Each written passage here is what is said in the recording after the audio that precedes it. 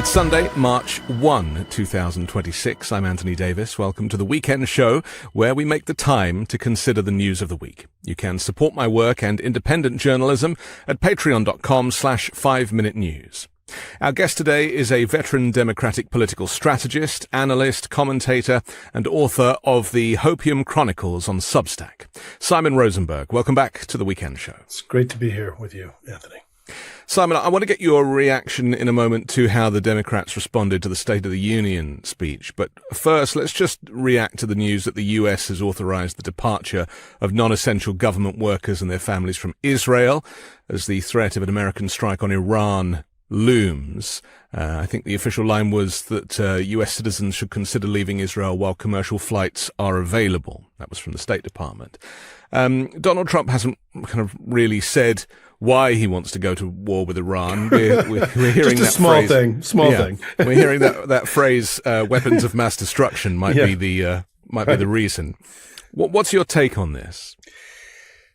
You know, with Trump, you never know whether he's bluffing and hoping to get the best deal, or he's really going to see this through.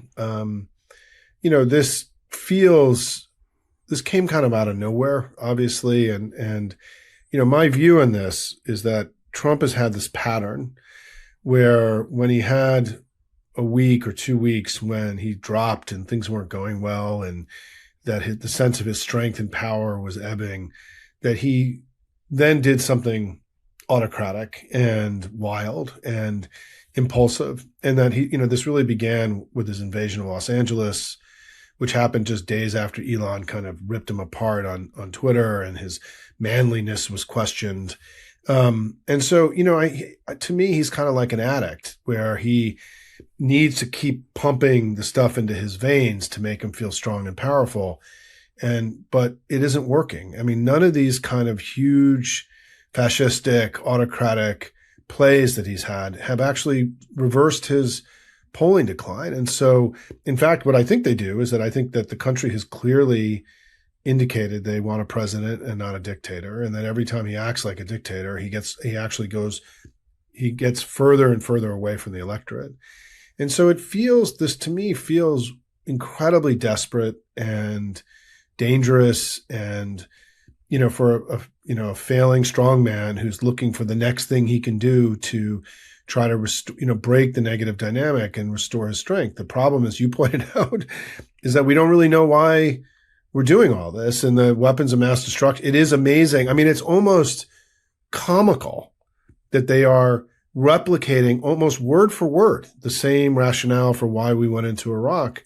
And the idea that they're allowing themselves to evoke such a failed project so openly, right? I mean, they're using the same logic and rationale of something that was a catastrophic failure for the United States. But in his idiocy, he may not even understand any of that, right? And so it is, I think that we're going to find out is whether it's a strike or whether it's I read a poll the other day. 9% of Americans support the idea of putting ground troops into Iran, right? 9%. And so, here we go. And he had his State of the Union. If I could just make one more point. His State of the Union did not fundamentally reset his relationship with the American people. It failed. And so it created what I have been arguing in my commentary this week is that we now have to recognize that Trump is at a point where he refused to course correct on the things dragging him down. He didn't get rid of the tariffs. He didn't rein in ICE. He made a decision to double down on the things that are driving his unpopularity and weakening his government.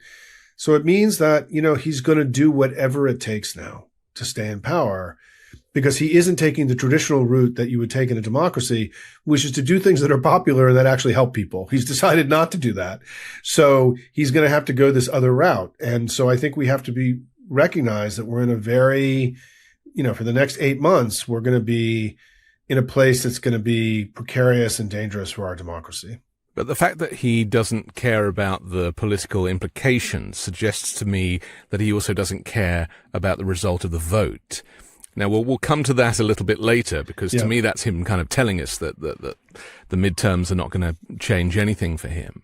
He kind of professed to be the no new war president. Right. That was one of the lines that he ran on. I mean, he also handed Afghanistan back to the Taliban effectively in 2021. And now Pakistan this week have bombed major cities in Afghanistan, including Kabul.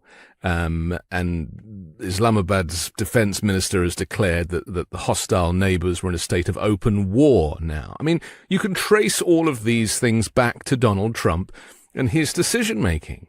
And so, not least Ukraine. And so he tries to present himself as like very hands-off. But actually, if you do the math, it's always him.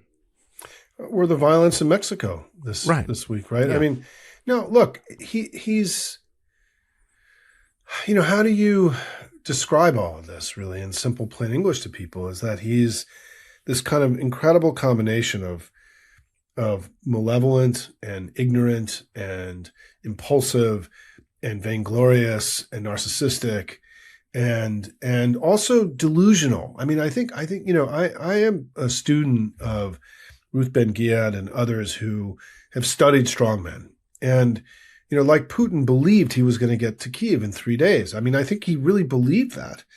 And that men who are surrounded by yes men and men and women who create an information bubble that is impenetrable, where, every day he looks in the mirror and he's 25 years old and he's thin and he is virile and, he doesn't see the thing that we all see, right? The ugliest thing that we've all ever seen. And that he's created this, he lives in this delusional place where he has infinite powers and where that anything is possible because he says it. And he has learned in a very powerful way that that's not really true. And there actually are enormous limits to his power. And, but he doesn't want to accept that. So he's needing to continually find ways to make himself feel strong and powerful and manly. And this is the latest iteration of it. I mean, he already did this once in Iran. Many other commentators have pointed out that he, that we're going to go bomb the nuclear program that he told the country that he had completely gotten rid of just a few months ago, right? Total hypocrisy. I mean, that's actually what Iran is saying, Simon. Aside from the commentators, Iran has clearly come out and said, he said he'd already obliterated our nuclear facility. Why does he therefore want to come and obliterate our nuclear facility? No, it's just, we're laughing because there is an element of this that is actually kind of comical and ridiculous and clownish. But I think that, I think that this has been a bad couple months for him. The Europeans, rebuked him. The country's rebuking him.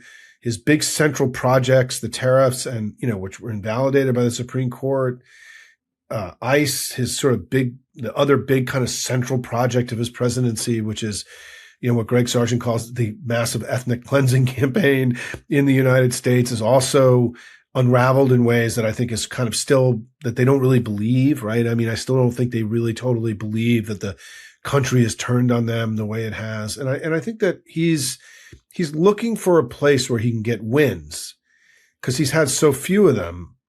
And I guess this is where he had that win by snatching Maduro, right? And kidnapping Maduro, which lasted for 2 to 3 days. And he got no kind of lasting kind of sustained benefit because it actually looked kind of batshit crazy. I mean, there was, to most people. And so, here we are. But I think what's really important for people listening to recognize that this is a sign of how weak and desperate he is, not a sign about how strong and powerful he is. And that, whatever your analogy is, that the country were pulling the curtain back from the wizard or the emperor has no clothes, he's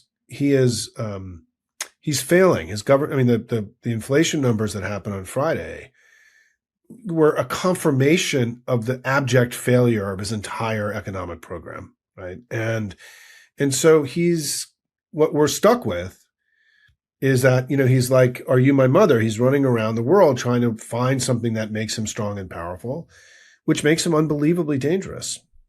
Does it shock and surprise you as it does me that despite the despotism and despite the kidnappings and despite the threats of war and everything that, he has brought upon us, that he's still polling in the mid-30s. I mean, why is his polling not in the 10s? People ask this a lot. His floor is really 35%, in my view. I mean, I would be flabbergasted if he started in a sustained level polling in the low 30s and high 20s. I would be surprised if that happens. I do really believe his rock bed is, mid to low 30s, and of just people that are going to be with him no matter what. And the fact that he's already hit that this quickly. I mean, remember, he got 50% of the vote in 2024. He got 46% of the vote in 2016, but he's now below where he was at this point in 2018. And the reason this matters, this is very important for two reasons. One is it means he's fallen further faster than he did the first time. But the second reason it matters is that in 2018, the Democrats won the midterm elections by 8.5 points, and we flipped 41 seats, I think it was. And he's lower today than where he was in 2018 at this point, meaning that, just based on traditional physics of our system, they are heading towards what is going to be a very bad election for them. And they know that. And so he's going to do whatever it takes to prevent us from taking control of one of the chambers. Mike Johnson said this week, right? He said, if the Democrats flip the House, the Trump presidency is over. He actually said that, right?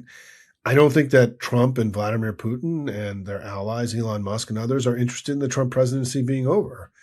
And so I think that, we have to now realize that as part of his failure in the traditional political battlefield of public opinion, of his government, it means that we have to anticipate that he's going to grow more wild and push the boundaries of what's possible in the way that a president or a leader exercises power. And I think this is manifesting in one is that you're going to see an unprecedented super PAC to try to degrade Democrats and rebuild his standing, which is something you don't usually see in a midterm. There's going to be a presidential level kind of campaign waged against us.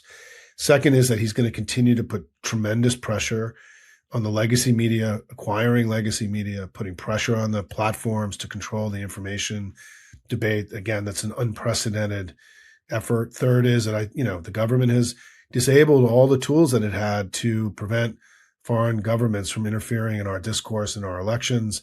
All those have been disabled. I'm sure that in the Witkoff-Kushner talks, there's been open discussion about what role Russia is going to play to keep him in power, in 2026.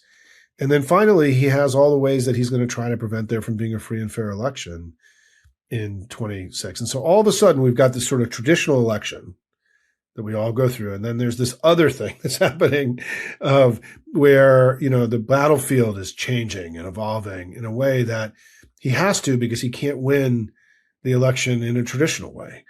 And so, it means that we're facing a volatile and difficult period, I think, here. I mean, not that every day that he's been in office or running hasn't been volatile and difficult, but I think that they're going to do whatever it takes. And we have to start talking about what that means and what we can do to mitigate that and make it less likely that any of those efforts are successful.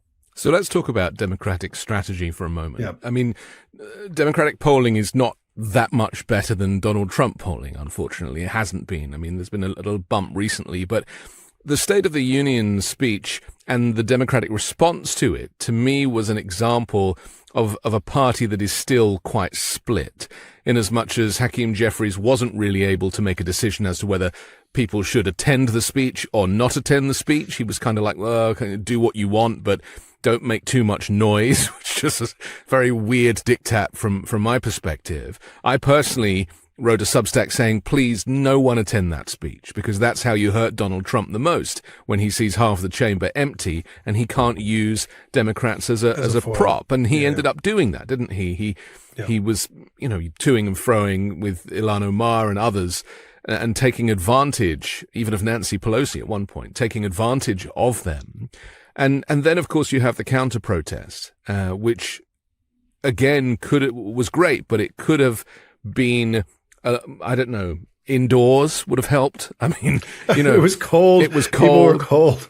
And it made it look less professional than it actually was. And if you consider that you could have had the entire Democratic Party in a hall with some speakers and dressed it up the same as the speech that was going on in Congress, then it would have, in my mind, been more of a kind of even counter-protest. Yeah, I think here's how as somebody who's a lifer Washington guy and talked to the Hakeem's world and Schumer's world all the time, and these are people I work with closely in my work.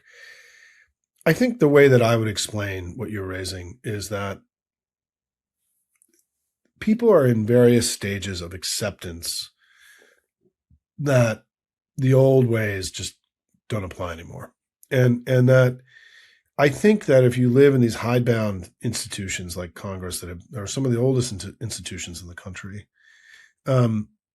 it is very likely that the leaders of those institutions are going to lag a little in recognizing how we're in a completely new battlefield and everything has changed. And I think that there is evidence that, we are the collective understanding that we have to play a different game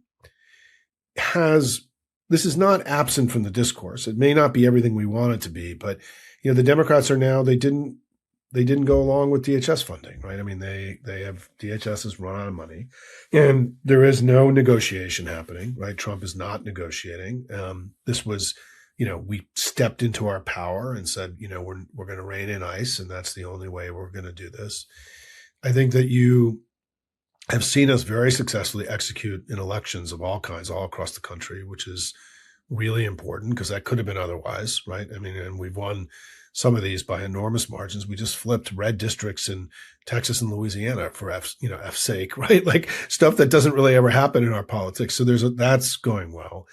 And I think that, even the Spanberger and Padilla speeches, which was I think to Hakeem's defense, there was an opposition set up that night, and that was the traditional opposition of Padilla and Spanberger. And he didn't want to get in their way, right? I mean, this was the official response from the Democratic Party.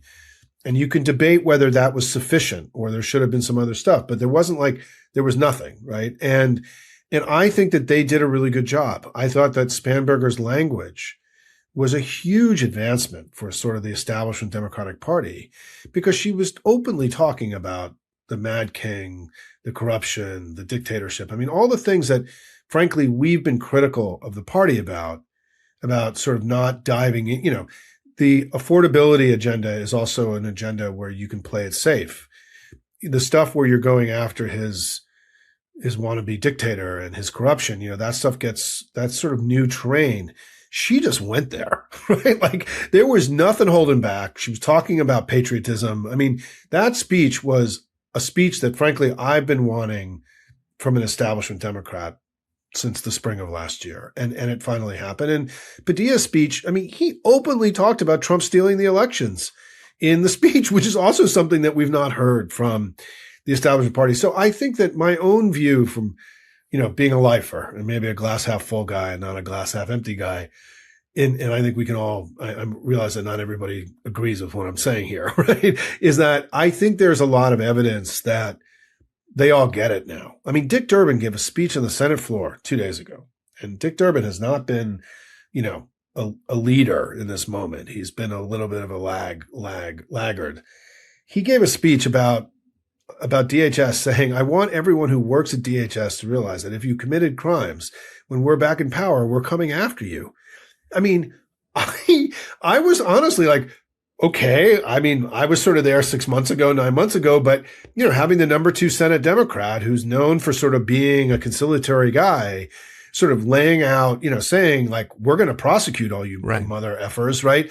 That was a welcome kind of thing. And it may not be getting as much attention, but having been around these guys for a long time, I think the Good and Preddy killings changed the Washington party. it not only changed the country, I think it changed the Washington party. And this notion that we had to play it safe and talk about healthcare and affordability and not confront his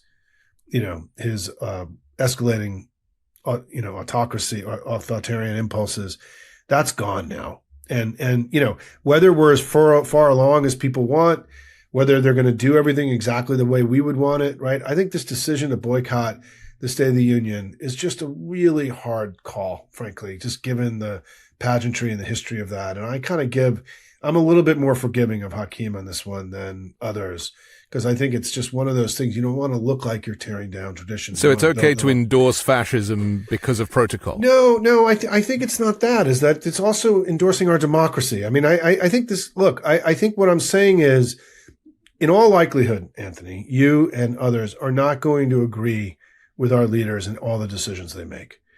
However, I do think, to be fair, that we are now operating in sort of a rhetorical space and also even an ambition in terms of really challenging Trump. Because I think the way I say this in Simon English is that we had a really good year politically and electorally, right?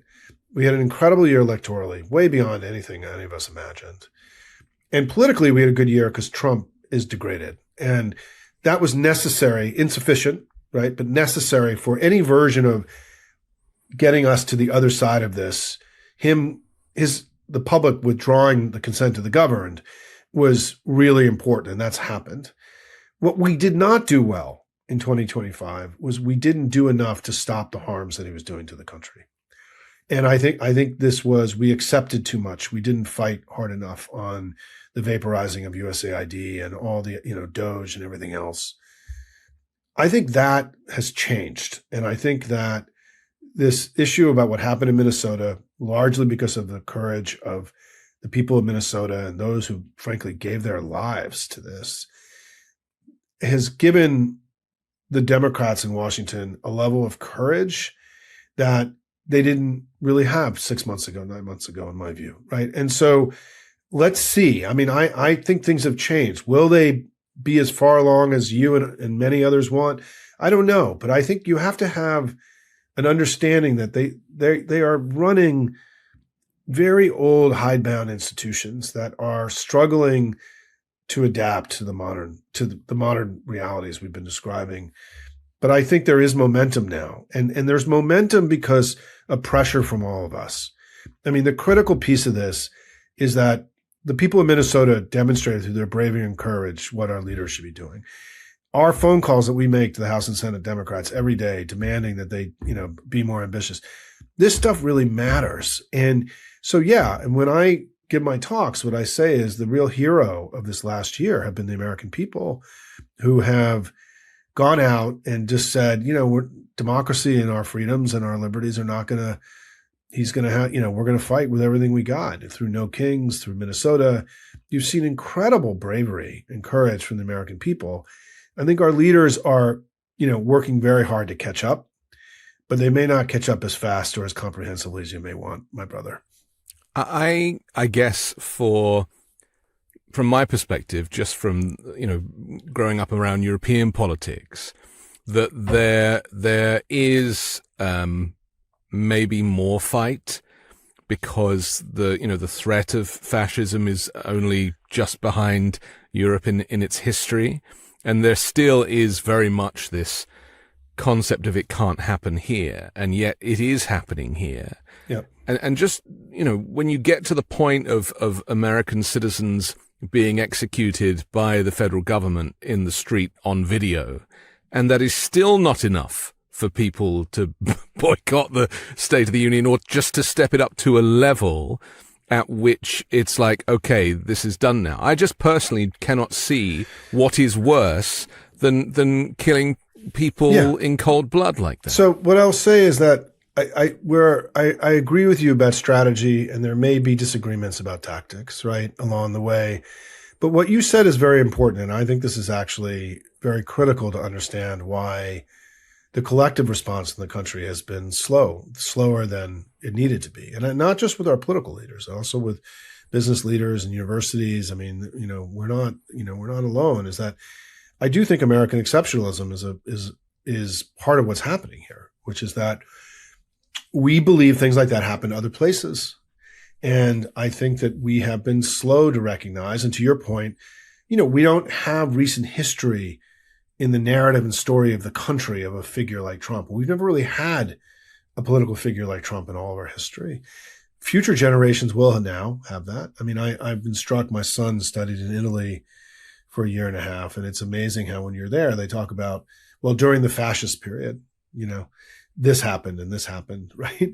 And, as if it was just part of our history, right? The fascist period was part of our history, and there was this building built and this institution built. And, we're having now a similar moment where we're having a fascist moment. And that, what we're learning is that, perhaps our antibodies, against this were not as well developed because, if you get the flu, your antibodies have now learned how to fight the flu. We were a little bit slow in all this. And it's why, I think on balance, when I look back at the last year, there's a lot that's gone right. I mean, we have not only the elections that have been very inspiring, but the lower courts that have held. The federalism itself has turned out to be a far more powerful bulwark against fascism and authoritarianism than I think we understood a year ago. I think we've seen the American people really step up and rise up and fight in so many powerful and amazing ways. I think we've seen the growth of independent media, which you've been part of, that has really been vital and significant as the legacy media continues to be grabbed by Trump and his allies. I think there's a lot. I think the Europeans stuffing Trump on Greenland. I think our fight now on ICE. I think a lot more has gone right than it feels. And I think that, so Anthony, I'm still looking at all this, the glass half full. And I think that, we have to build on the wins that we've had and go get more. And I think the other big lesson for Trump, for the Democrats, is that when we fight Trump, we beat him and we get stronger and he gets weaker. So we should be doing it more across many more fronts every day and not just be content with fighting over ICE. We need to be content about fighting over 6 or 7 things simultaneously. And because what happens is, and I think if I can just, you're letting me get in all my greatest hits here a little bit, but but I think there are 2 lessons from historians that I've really, and from history that I've read, and just also from modern commentators like Ruth Ben-Ghiat and Timothy Snyder and Heather Cox Richardson and others, is that number one is that if you don't contest space with the autocrat, they view it as weakness, and then it encourages escalation. And I think in year one, our not throwing up roadblocks and fighting more aggressively across many fronts encouraged Trump to escalate. And I think this was when you talk about the lessons of history and what's in the European antibodies, I think this was something that we erred in our understanding about the moment. But the second thing that is of equal import to me is that they're going to try to divide us. And, they're going to try to split the opposition. This is what always happens. This is what the Russian disinformation stuff is going to do, is to pit, centrist Democrats against, establishment Democrats against anti-establishment Democrats. Are going to try to split us and cause us to fall into factions. And that if we factionalize, then we're lost. And so despite the struggles, we need to hang together or hang separately. We need to have a consciousness that it's important to keep the focus on him and not each other, which can be hard sometimes. Right. But it's necessary because we know that the way you stay in power historically as an unpopular, authoritarian is that the opposition splits, like in Hungary. And, it was a very recent example. And we have to I think both of those lessons are contest along more fronts every day, more forcefully, and stick together. And despite our frustrations and our disappointments with one another, we got to hang together. We're going to hang separately. Has the Democratic Party not already split in terms of the People's Democratic Party, which would be a great rebrand if you wanted to run with that. Just a little tip there, which is, those individuals who are not taking lobby money and who are not taking corporate donations and are really working for the people.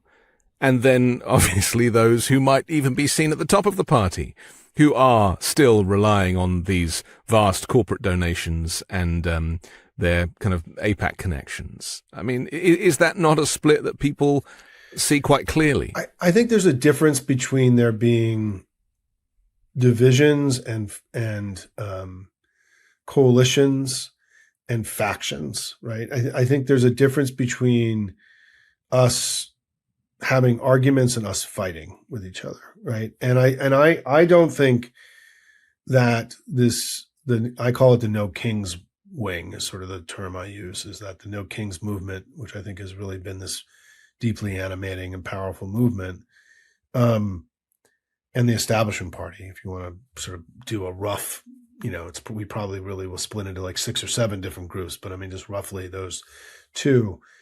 I think that we're still coexisting, right? I mean, we haven't split and we haven't factionalized. We may have disagreements, but there's a big difference between having disagreements and debates than having fights. And we're not at the fight point yet, I don't think. I think we're holding together. And so I think we have to nurture that. We have to create, I talk about at Hopium a lot about how, we have to be forgiving of one another, that we're going to disappoint each other and that we're not going to do what everybody wants us to be doing when we want them. But we can't let that obscure what the real mission is here, which is that we have to beat them. And that if we end up fighting with each other, we're doing MAGA's work for them, right? Because what MAGA wants more than anything is for us to split and to fight with each other, not fight them.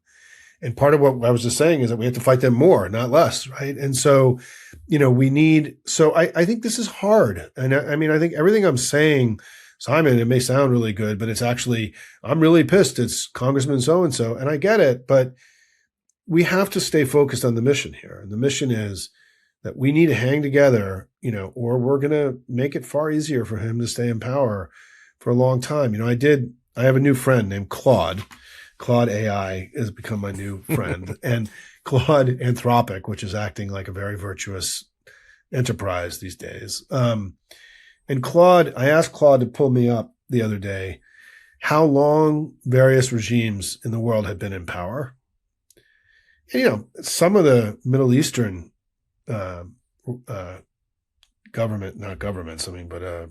dictatorship. Loyalty. Yeah. The Middle East have been in power for over 200 years. Right. Oh, right. Sure. The family empires that exist. Dynasties. Dynasties. Yeah. In American English, right? I like dynasty sounds better, I think.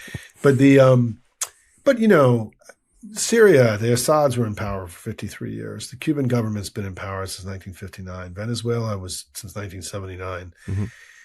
We have to learn from that. Because if we don't get rid of this guy now, if we don't have election wins in 2026 and 2028, the idea that there could be some regime of Kushner and who's young. I mean, the thing is, Trump is old, but some of the people around him, Vance and Kushner and others, they have 30, 40 years in them. And, we have to be very careful now to recognize that if we don't make significant gains in dislodging these guys soon, there's a chance that there could be a regime in power for a very long time, because that's just generally what happens once they get out of the starting gate.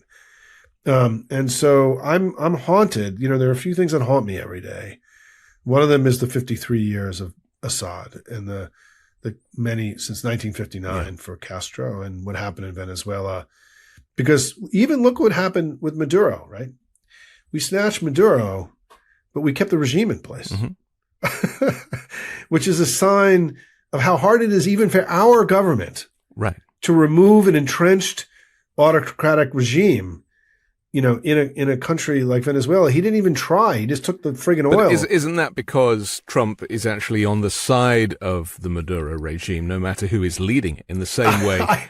And so he might say one thing, but he actually means something else. And you only have to look to the Board of Peace and see who's signed up to that to recognize who Trump's coalition really is. Trump's coalition are the multi-generational regimes that have been in place because he has, this is why he's renaming buildings and trying to remake the physical, the Capitol itself. I will tell you that one of the things that really surprised me about the Trump first term was that he made no effort to change the Capitol itself, given that he had been a real estate developer and built buildings and so on. And that was always surprising to me. And I think that one of the reasons why he's got two reasons, I think. I think this issue of him tearing down the East Wing and trying to build a ballroom, the Kennedy Center, I think this is a much bigger deal than we're giving it credit for. I don't think Democrats have actually in any way made this central to our politics. And the reason why is that, so I've lived in Washington for 34 years. I grew up in the New York area. And so I've driven past all the monuments a million times, right? I have walked them all dozens of times. I've lived in the physical. And the thing is, if you think about what Washington is that from the very design, it was an homage to democracy. It's the entire physical, the mall and the official Washington, it's the world's most powerful living monument to democracy itself. Right? Well, the hill, I suppose, is where it kind of stems. The hill was the center of the city, was the Congress. The president's house was this tiny little building down the street, right? Which is why he's needing to make it bigger because it's not big enough for him, right? But what I always worried about was that when these guys who don't believe in democracy and they believe in this new regime, right? This dynastic regime. Unitary style government, That the fact that they had to drive through the physical manifestation of the old regime every day was always worried me that they at some point were going to start tearing it down because they couldn't actually feel that they had built the 1,000-year Reich when all the monuments to the old order were still, so powerful. And that's why I always believed he was going to start tearing them down. And it's begun, right? He actually tore down the East Wing of the White House.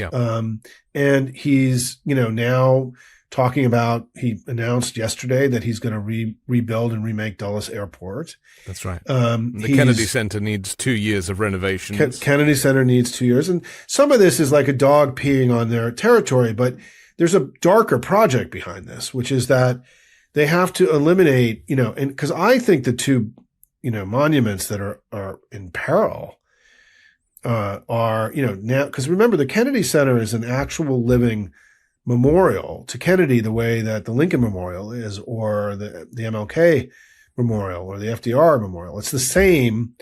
It just manifested as a building of the arts, right? And so he's already attacked a living memorial to one of our, great champions of liberty and freedom. Right. Well, he's desecrated it, effectively. He's desecrated it is an important word to use. That's the right way. The two that I worry about are the Lincoln Memorial and the MLK Memorial, because those are both really kind of DEI, and I think that, their whole regime is based on anti-DEI. And there are these two really big kind of DEI symbols right on the mall, right? That I don't know how much longer they're going to be there. And I, it worries me about this because I do think that they do think that it's 1,000-year Reich. They think they're going to be in power for generations. And they believe that. I really believe that they are building the equivalent of 1,000-year Reich here. And I think we should be doing far more to protect these global symbols of democracy in being far more aggressive and recognizing that this is as great assault on America and the America of the Four Freedoms, I call it, as, the violation of our voting rights. And it's another manifestation of their intent. And I think this should be more central to how we're engaging him. And by the way, the polling on this, the number of Americans who are happy with the tearing down the East Wing is like 18%, right? It's like having Ebola. And, and so we have crazy amount of running room here to to be more aggressive about defending this world historic physical memorial, physical, what's the right word? Testimony or monument to democracy itself. Yeah. We have to take a quick break, but I just want to tell you I forced my wife to watch Downfall last night, all 2.5 hours of the last 10 days of Hitler's time in the bunker. And the scenes that kind of were most interesting to me were him putting his hands over models of what he wanted Berlin to look like, with these incredible structures that are oversized and, remnant of the kind of Roman Empire. I'm going to go get a screenshot of that from my own writing, because you're exactly right. I mean, this stuff and the seasoning of the golf courses and everything else, this is not okay. Yeah. And we need, because if part of what our job is to put limits on him and to make him a president and not a dictator, you could make the argument that the places where he's most manifested his disregard for the American, norms and rules and laws of a democracy is in the way that he's treated the capital itself. And I think we haven't done enough to defend the city. Let's take a quick break. We'll come back and I want to talk about voting rights and where that's headed. We'll do that next here on The Weekend Show. Starting something new isn't just hard, it's terrifying. So much work goes into this thing that you're not entirely sure will work out, and it can be hard to make that leap of faith. Trust me, I know. When I started this podcast, I wasn't even sure what I was doing. What if no one listens? What if I make a fool of myself? Now I know that I was right in launching my podcast, despite all the fears and hesitations. It also helps when you have a partner like Shopify on your side to help. Shopify is the commerce platform behind millions of businesses around the world and 10% of all e-commerce in the US, from household names to brands that are just getting started.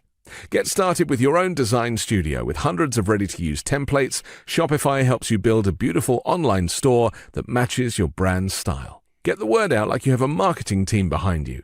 Easily create email and social media campaigns wherever your customers are scrolling or strolling. And did I mention that iconic purple Shop Pay button that's used by millions of businesses around the world?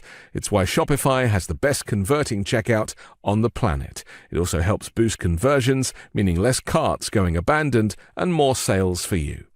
It's time to turn those what-ifs into with Shopify today. Sign up for your $1 per month trial today at shopify.com/weekend. Go to shopify.com/weekend. That's shopify.com/weekend. We're back on The Weekend Show with Simon Rosenberg. I'm Anthony Davis. Democrats will stop Donald Trump from trying to steal this year's midterm elections, Hakeem Jeffries said last week. He's obviously responding to the concerns that Donald Trump and Republicans should take over the voting. He kind of basically referenced nationalizing them or federalizing elections in some way. This, Simon, all connects to some of these like an individual systems that he is putting in place to control the midterms. I think he learned his lesson from the last time where everything relied on one man, Mike Pence, doing the kind of envelope switch, and that didn't work out for him. So I feel like he is doubling down on a program of different ideas that either in part or together can rig the election for him. Do you get a sense that they have a kind of, to use a British phrase, a belt and braces approach to this? So I do think now that he refused to course correct. I mean, and I just want to repeat this because I think it's really important to understanding how today is different than where we were a week ago in all this. In a democracy, when you're unpopular, you course correct. You do things that are popular and you do things that help people. You don't have to do that in an autocracy. And so his refusal to do what virtually any other leader of a democracy would have done on Tuesday, which would have abandoned the tariffs and reined in ICE, which were these sort of obvious things that he should have done that would have made the American people really happy and like him.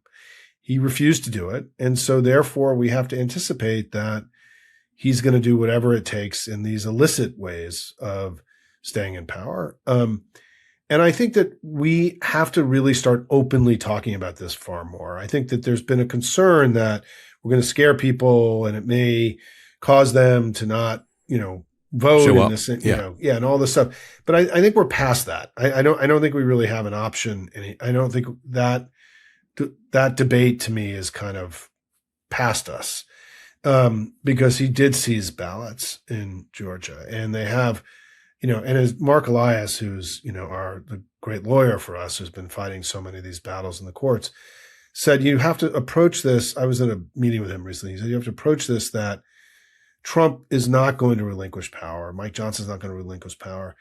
And then you have to work backwards from there. And I think that, this is what I was talking about at the very beginning, which is that we're in sort of a new battlefield here. We're in every election is new. This one is new in a lot of really kind of crazy ways.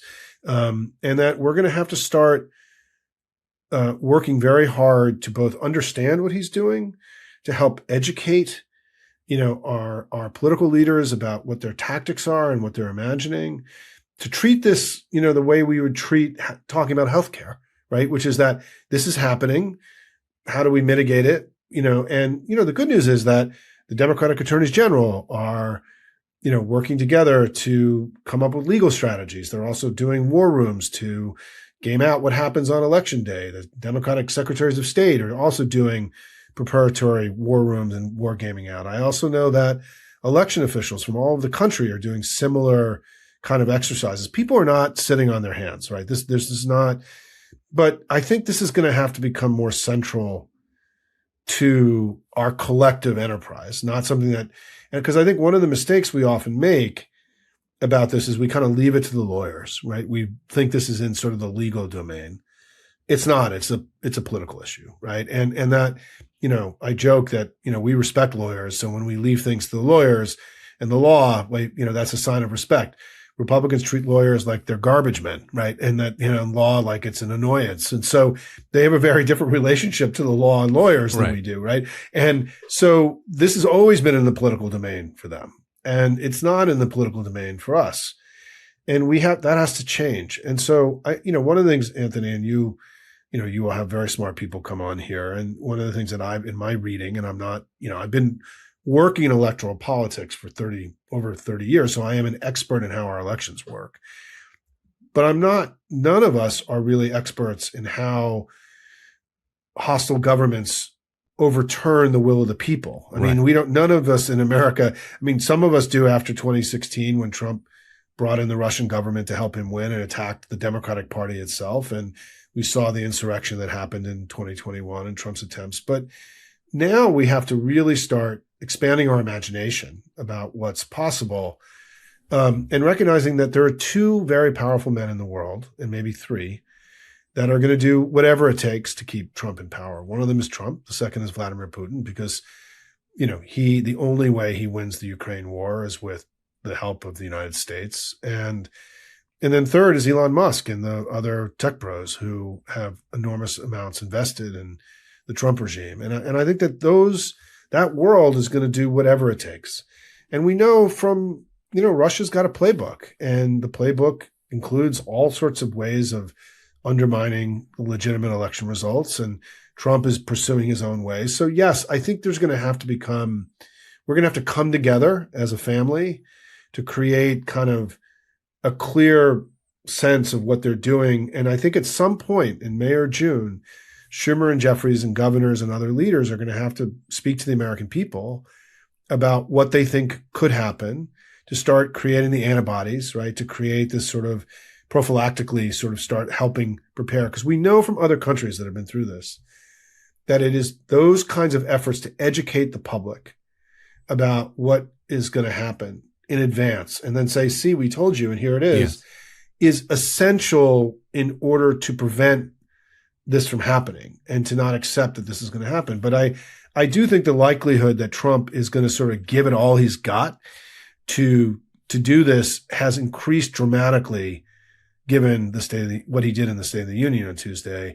And frankly, even given the language of what just the last couple days, right? I mean, and the Iran as we were discussing, the Iran thing is part of this, which is Yes. that they're going to use extra legal, illicit, collaborating with hostile foreign powers, to hack and dump and everything. It's Katie bar the door, right? They're going to do everything. But it's War Powers Act, isn't it? I mean, it's the timing is no surprise, and that's why you and I were like, well, he hasn't quite told us why he's going to war. Well, it could have more to do with the U.S. elections than anything to do Yes. in the Middle East. Yes, no, of course. And I think that's why, for example, the House and Senate are both moving to try to pass war powers resolutions next week. There's significant now momentum to get that done next week. That only really came together in the last 24, 48 hours.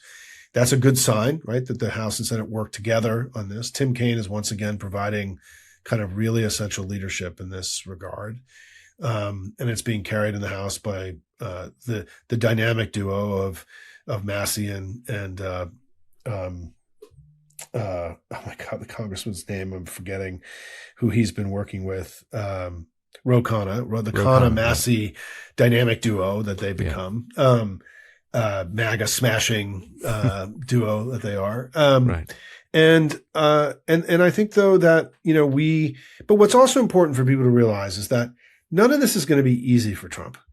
They have been trying to undermine our elections for a long time and have been wildly unsuccessful. And that our system is just not, as we discussed earlier, the combination of the decentralization of our elections and federalism just makes it harder for an autocrat to gain power here. I mean, I think that one of the things that I don't think that I totally understood when you do your little history of America, so with the separation of powers, our government is actually three branches that, have checks and balances on each other, which is, as you pointed out, this unitary theory of government is so at odds with the whole theory of how, right. But the other way that we split power was through the federal system and through the fact that states and local governments are also sovereign governments, and that they're the ones that control elections in the United States. And so he doesn't have a lot of many legal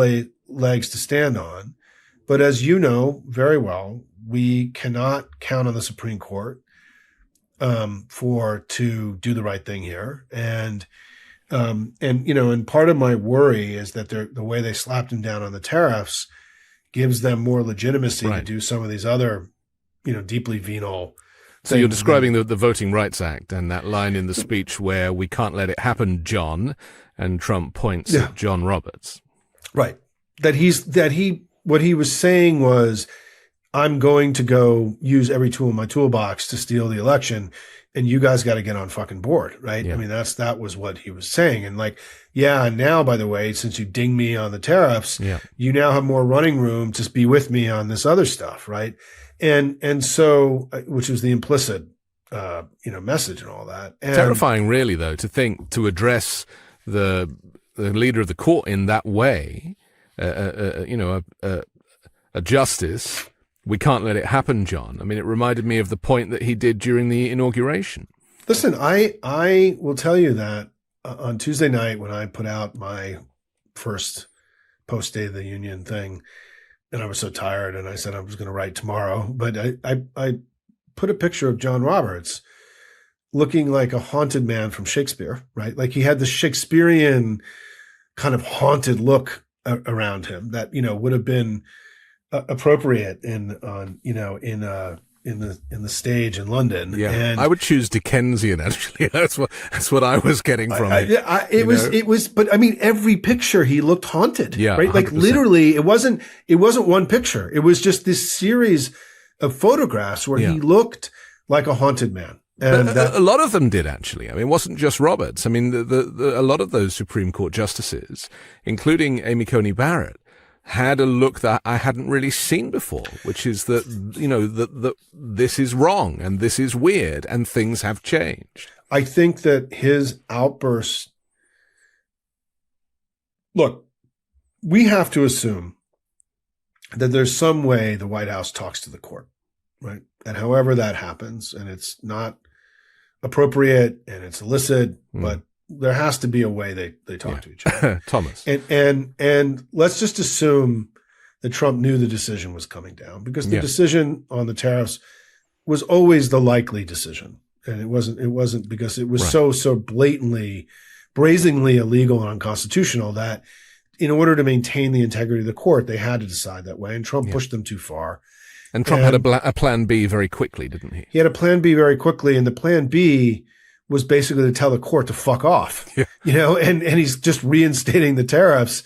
And then anyway, under a different illegal scheme, by the way, and a temporary scheme. It was sort of even more kind of wildly brazen and insane than the other tariffs. Yeah, well, more offensive to our former allies. So. Right, more offensive. But by the way, what it did in his insanity, his idiocy, is that because of the way it's structured, without boring everybody, he ended up punishing his friends and rewarding his enemies because it was so important to him to reassert his power, right?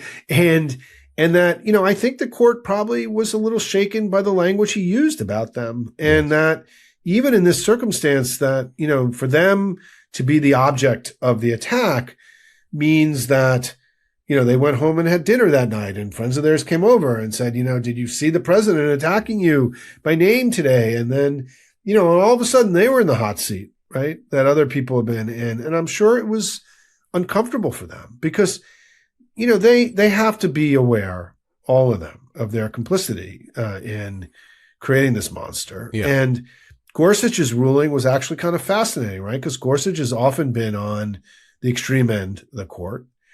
And, without doing criminology here, but I mean, I was sort of fascinated that Gorsuch, and Kavanaugh ended up in very opposing places. And so is this an evolution of the court?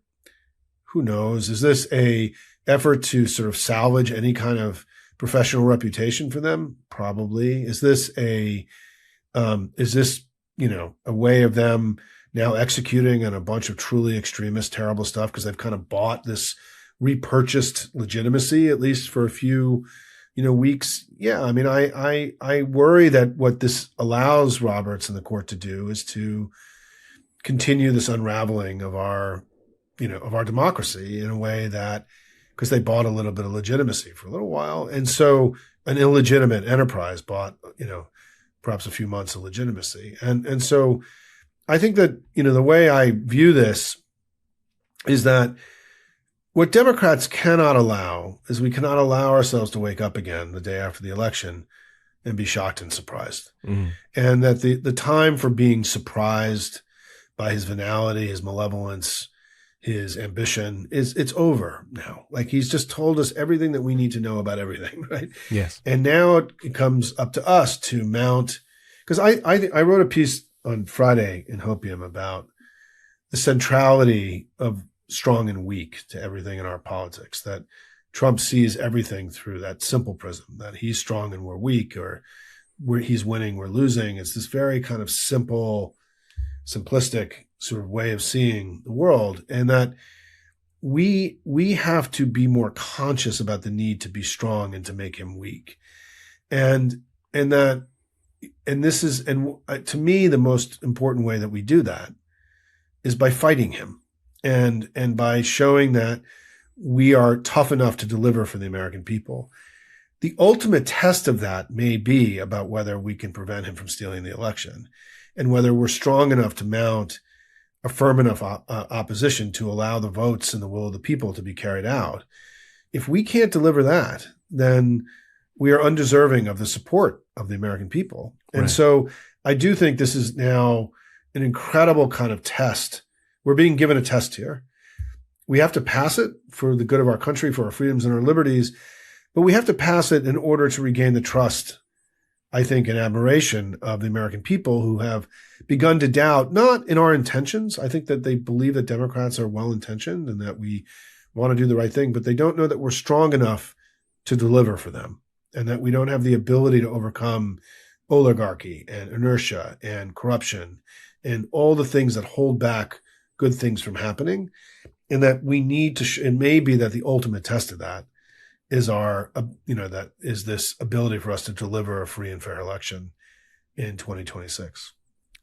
I've identified some of the areas that he will take advantage of, starting with states adopting voting restrictions. Obviously, he's pushing for the SAVE Act. There's been a little bit of news on that this which I week. think is functionally dead for now. Right. I mean, that's the good news, right? Yeah. He's also issuing executive orders imposing voter ID and proof of citizenship. And then you'll have Republicans accusing election officials of crimes, and then the federal government seizing voting machines or ballots and occupying cities with ICE agents is another thing, and intimidation at the polls. So there's a few to pick from. The one that I think is most concerning, though, is voter ID, because the Democrats, as it stands, do not have a clear response to the argument that voter ID is essential for voting. How much does that get fleshed out in your strategy meetings? I think that I think that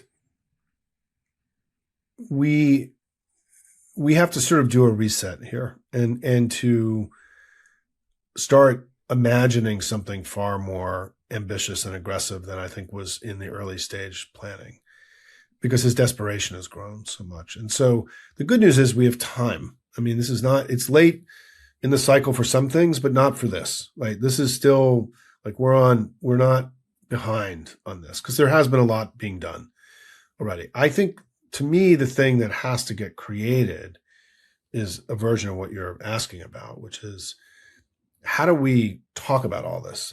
How do we push this into the political domain, not the legal domain, and not the election security domain? How do we, and I think that is very undeveloped or underdeveloped as a muscle or as a capacity. Because I think, to me, that's the most urgent in the short term, because I do think there are smart people looking at all the things that could happen, and, Mark Elias and the attorneys general and the state election officials and so on.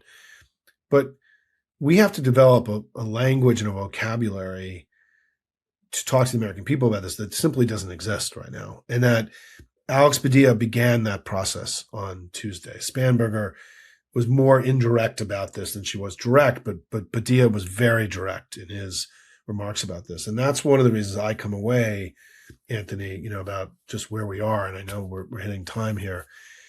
I want to make the argument to everyone who's listening as powerfully as I can, as somebody who's been in the guts of the messaging wars, and whether, something has an and or an or, in the way that we talk about things, for 30 plus years, and, sweating over little words and phrases.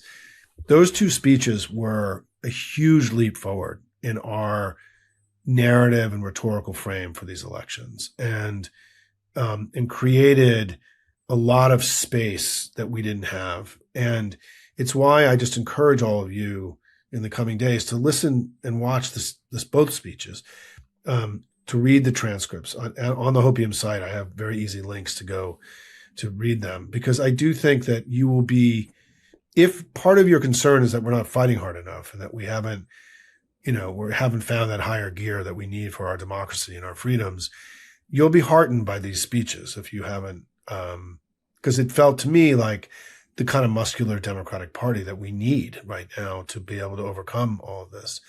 So I will say that what I'm going to be working on, my piece of this, is moving this from the legal domain into the political domain, and for us to start developing a way of talking about all this to the American people that doesn't make us sound like we have tinfoil hats, right? It doesn't make us sound like conspiracy theorists, because there is still, the American exceptionalism is not just in our leaders, it's in the public. And there is still a lot of you can't really, oh, he's not going to do that. Oh, you got to be kidding me that Trump may not, he's not going to try to steal the elections, right? Nobody's ever done that before. Well, he actually just did that a few years ago, right? In 2021, right? Well, he's going to do everything. I mean, This is what we need to work with, right? And all of your worst fears will come true unless you do something about it. Right. And that's why we have to learn how to be comfortable talking about it, where we're not worried about scaring people. Yeah. And I had Michael Waldman from the Brennan Center, who I'd recommend to you. The Brennan Center has become one of the leading organizations in the country working on these matters. It's nonpartisan, which is important because they can work in ways that more partisan groups can't, right, in terms of spaces. And, they're doing a remarkable amount of work of creating resilience and understanding for people about, and doing wargaming. They're hosting, sessions where they with people from all over the country, right? Different parts of the government where they're doing scenario planning and war planning, war gaming out what's going to happen. So there is a lot of work being done now, but the politicians have to do their part. And that's the part that I think is this critical piece that we have to develop together. Because what needs to happen is we need to be able to talk to the American people about this the way we talk about the economy or healthcare. It can't be something that immediately creates fight or flight, right, and fear. We have to normalize it and make it something that's digestible and understandable to people so that they're not immediately withdrawing and going into a place of fear. There has to be a sense that we can succeed here, that we understand what's happening and we can stop him, as opposed to being, oh my God, they're going to steal the elections, which is a lot of the way this manifests, right? And that isn't helpful. That's what they want. They want us to be scared so we don't vote. They want us to be scared so we don't fight them. They want us to roll up in a corner in a ball and go into the corner, obey in advance. And the most important, by the way, the number one way that we prevent them from doing all this is by winning these elections by so much that it gets far harder for them. Because if we go into the final 2 weeks of the election and early vote is happening without any problems, we're up in the polls by 10, 15 points, it makes it very, very difficult for them to then come out and then start to claim that somehow, China or whoever else, China stuff, the idea that any hostile foreign power would have wanted Trump, would have been intervening against Trump as opposed to for him. It's like it's the biggest, you were talking about hypocrisy. To me, it's one of the funniest lines of the last few days, which is the Chinese government, Chinese Communist Party. The Chinese Communist Party wanted, intervened against Trump. My God, they would pay 5% of their GDP to keep him in there for 20 years, right? It's like, it's the biggest joke. So I just want to close by saying that, if I can make my final point here, Anthony, is that I think we are stronger than we understand and than it feels. I think we've had more successes than we know. I think he's weaker today and we're stronger. But man, we have a lot of work ahead of us, and it's righteous and good work. And we got to put our heads down and just keep working as hard as we can, because, our obligation is to make sure that our kids and our grandkids as had the same opportunities that we had. And that's in jeopardy now. And so we got to fight not just for ourselves or for our freedoms or for democracy, but we got to fight for them. And that's part of what motivates me every day, is that I want to hand to my children the same kind of freedom, the same kind of opportunities that I was given by my parents. And I don't know that today I can say that. And so I'm going to fight like hell every day between now and the election to make sure that we do that the election is everything we want it to be and that they're free and fair. Okay. Simon Rosenberg, thank you for joining the Weekend Show. Anthony, that was great. Thanks for the opportunity. I'm Anthony Davis. Don't forget to support me and independent journalism at patreon.com/5Minute News. You can find me on Substack at The Anthony Davis, and you can join the 5 Minute News YouTube channel. I'll come back next Sunday with a brand new special guest and more factual news to discuss on the 5 Minute News Weekend Show with Midas Touch.